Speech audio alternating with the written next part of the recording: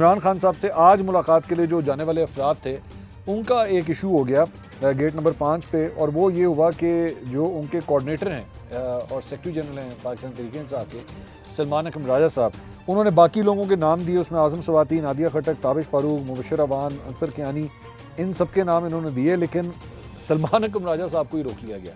उनको, शुएब शाहीन को और न्याजुल्लाह न्याजी साहब जो हैं उनको तर्जुमान मुकर्रर किया गया है इमरान खान साहब का, तो इन तीनों को रोक लिया गया, बाकी सबको जो है उन्होंने अंदर जाने दिया।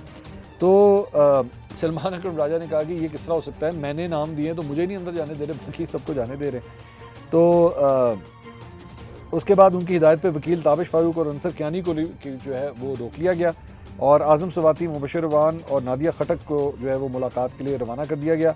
तो सलमान अकरम राजा ने गेट नंबर 5 पर अमले से मुकालमा करते हुए कहा कि जेलर साहब, आप नंबर पूरे कर रहे हैं, हम 2 अफराद को रोक रहे हैं, आप पहले मुझे और न्याजुल्लाह न्याजी को भेजें। तो जेलर ने कहा कि जी हम पहले उनको अंदर भेजते हैं, फिर जो भी नाम आए हम इजाज़त दे देंगे। इस पर सलमान अकरम राजा ने कहा कि इमरान खान जो है इस बात का बुरा मनाएंगे ये जो कुछ भी आप कर रहे हैं।